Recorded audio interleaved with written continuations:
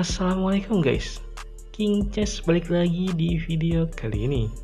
Kali ini saya pengen bahas partai catur yang sangat epik antara Mikhail Vladimirovich Golubev melawan Vladimir Podinik. Ini terjadi pada 15 Oktober 2001. Oke, sebelum kita ke partainya, buat kalian yang belum nge-sub, jangan lupa buat subscribe channel ini ya, biar kalian gak ketinggalan video dari saya. Oke, let's go, kita ke partainya. Di sini Golubev sebagai putih dan Podinik sebagai hitam. Permainan dibuka dengan pion E4 dan pion ke C5. Dilanjut kuda F3 dan pion ke E6. Guys, ini adalah posisi dari Sicilian defense, French variation. Ya, mungkin bisa dibilang gabungan antara Sicilian defense dengan French defense. Oke, dilanjut kuda C3 dan kuda ke C6.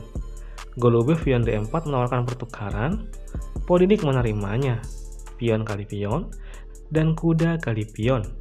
Next menteri ke C7 dan gajah ke E3. Baru pion A6 dimainkan dan gajah ke D3. Golubev ingin mengamankan rajanya terlebih dahulu agar lebih fokus menyerang. Dijawab kuda F6 dan Golubev rokade pendek. Sebelum Golubev menyerang, Podinik menyerang terlebih dahulu dengan kuda ke L5, menyerang gajah, dan ancang-ancang kuda ke G4 untuk mengancam skakmat di H2.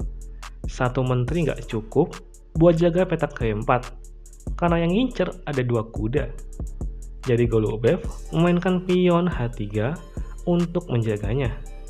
Next, gajah C5 menyerang kuda dengan tempo persiapan rokade pendek. Lanjut raja ke H1 untuk mengamankan raja sekaligus persiapan pion ke F4. Podinik belum rokade dan dia memainkan pion D6 terlebih dahulu. Pion F4 dari Golubev untuk menyerang kuda, kuda kabur ke G6. Next menteri ke E1, persiapan pion F5 menyerang kuda. Kemanapun kuda pergi, menteri bisa ke H4 untuk melakukan penekanan. Podinik rokade pendek, dibalas pion F5 menyerang kuda. Kuda balik ke E5 dan menteri ke H4.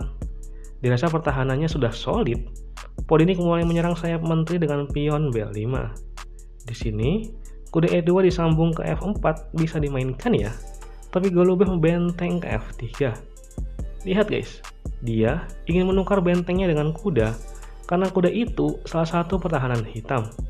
Jika pertukaran terjadi, harapan baru buat benteng A bergeser ke G1 untuk menambah penyerangan. Kalau benteng nggak dimakan, ya tetap benteng ke G1. Oke, Podinik menerimanya, kuda kali benteng dan pion kali kuda. Menteri ke B6 menyerang kuda dua kali.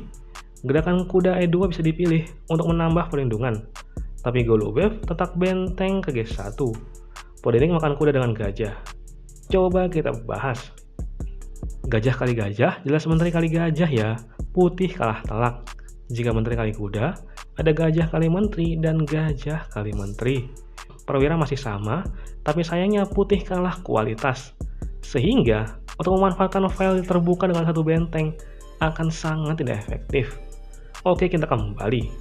Maka dari itu, Golubev nggak langsung makan kuda, tapi pion ke E5 terlebih dahulu. Selain nyerang kuda, dia juga menutup penjagaan gajah kepada kuda. Guys, gerakan terbaik di posisi ini adalah memakan pion dengan gajah dan merelakan menteri untuk dimakan.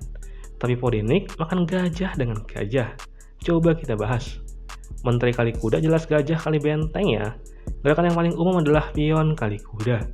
Jika gajah kali benteng, menteri bisa ke G5, pion G6, dan menteri ke H6.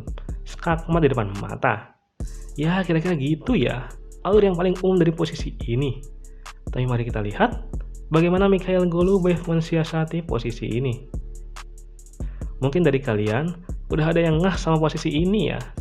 Ya, di sini Mikhail Golubev mengorbankan bentengnya dengan memakan pion sekak.